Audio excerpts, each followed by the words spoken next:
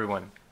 So today we're going to talk about the stock market. I don't have it up on the screen right now, but while I am changing it, I'm going to remind you guys to go up in the top right corner of the screen and go ahead and vote for next week's fluctuation.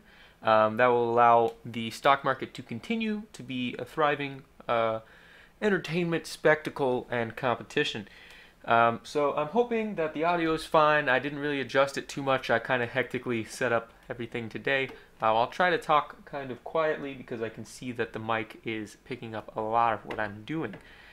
So you should be able to see on the screen right now the stock market as it stands as of last week, and we are going to update it to the current status. So we're going to continue the trend that we did last week of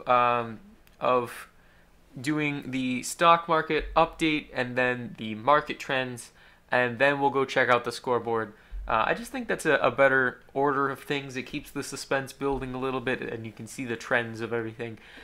So I will say I did not get around to fixing this macro, so I will have to do that by hand again, but that shouldn't be too big of a problem. Let's start over here at 12 today. So 12 actually received an interesting percentage. That's 28%. So I say that's interesting because I don't know that I've necessarily had that exact number before, but that's just going to show that we had a pretty good representation of the population in the polls this time, because we actually have some interesting percentages. So blue also received a 28%, green received a 14%, and yellow received a 28%. That's a little bit more difficult math than usual, but that does add up to leaving 0 left over for red. So we need to add in the market factor, and remember that this is between 0 and 40 this season. So there's some extra stuff on the screen, but we'll go ahead and click it. The market factor is 27. So this is actually, again, not the best day. It's slightly better than last time, but it's still a bad day in the market, because remember, our 20 is our average day in the market. So anything above that is technically a bad day. Anything below that is a good day. And then if we get into some higher ranges above 20 or lower ranges below 20, then we have really good days or really bad days, opposite respectively. So this is how we're doing right now. I might have to enact the rule that you can't go below 0 for red here, because red seems to be trending towards the negative numbers going into, I believe this would mean in 2 more weeks it would be below 0. Assuming that our market factors are playing about the same. But this also means that the people who went up only went up by 1, because we had percentages of 28 and our market factor was 27. So I'm going to hit new market because that'll fix 4 of them, and then I got to fix this one on my own. So that means that this is going to be 1, 2, 3. This is going to be deleted. And this is going to be deleted, and we can see our new values. So let me go over to the market trends. We have 45, 73, 109, 73, 123. So we have 45, 73, 109, 73, 123. So we're starting to get some divergence in the market trends. So now you have to keep in mind that blue and yellow are still stacked up here, but you can see all of the other colors on the graph, which is nice. So that might start to give us an idea of how the trends are going throughout the season, give us some better predictors. Now, with red being so low, it makes me feel like it deserves some investment, but I gotta say, I think I'm holding on to the right section right now. So we do need to sort this. I don't know that anybody really shifted positions. No, we don't have to sort this, because OC went slightly down, Dan went slightly up, and Khalil, I believe, went slightly up. I went slightly down. Mr. Positive went. I don't know that Mr. Positive went down a little bit, and then even Steven continued to decline due to the fact that we had a bad day in the market. So we can add these numbers into the contestant trends. So we're going to go with Dan, and let's go in the order that they are on that page. So even Steven and myself. I'm probably going to have to copy these numbers. So let's go see if this screws anything up with the code. We're just going to paste the value. That's what we want. And then, oh, I forgot that happens. So we'll copy that. And we will go over here, paste that in. I think I said that I would do this off camera usually, but it seems pretty simple right now. Once we get into some higher numbers of contestants, I might have to do that so that it's not a problem. I believe I selected Mr. Positives, so yes, I was correct. He did go down a little bit. And then if we go grab Khalil, copy. Now these are a little easier to remember off the top of my head, so I'll try and remember 116,000 and 123,000. 116,000, 123,000. So I got Khalil. That shouldn't be right. Okay. Oh, I don't know if I copied it. There we go. And then Dan, I believe, has 123,000, that is.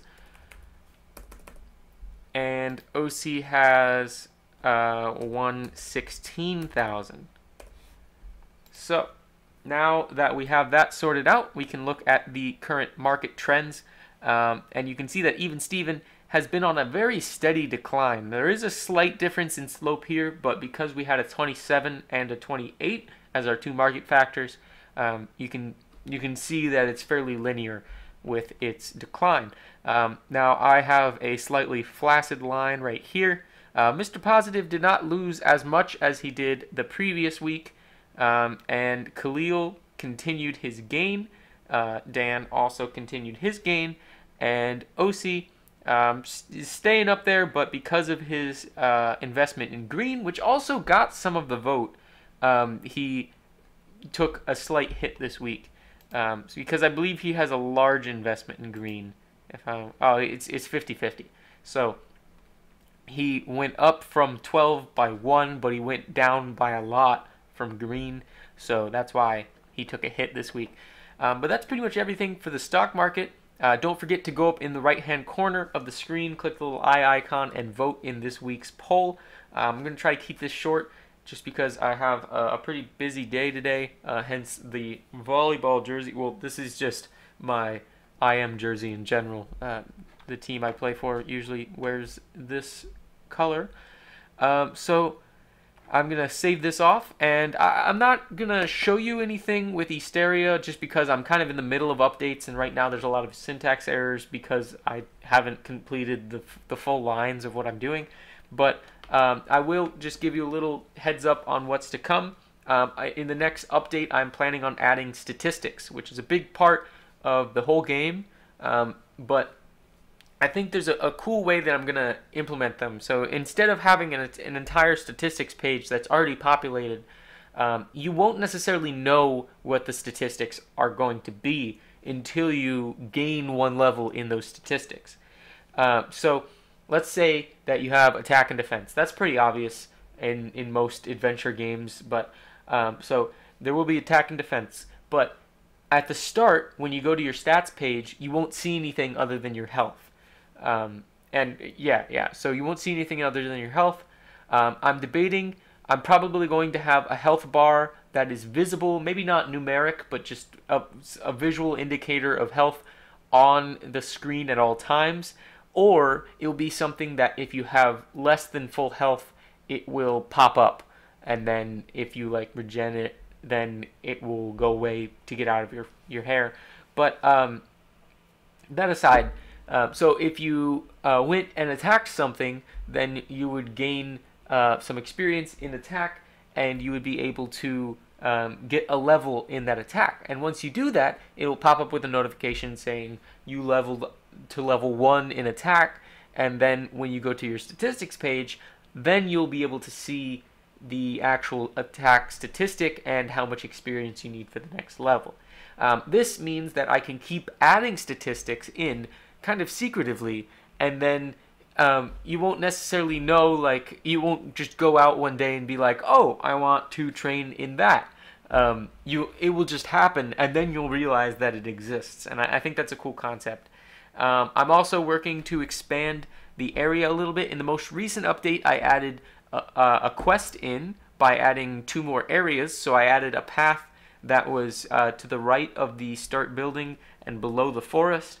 And now there is a kind old man sitting there with his wagon on the side of the road in the new areas. So if you want to go check that out, you can download my game on Itch.io for free.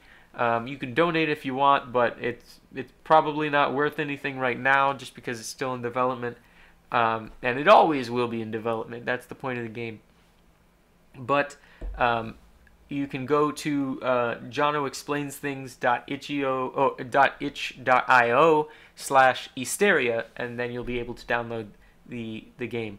I'll put a link in the description of this video. So that's pretty much everything. We're pushing on 12 minutes right now, so I'm going to sign off, but I want to thank you guys for watching.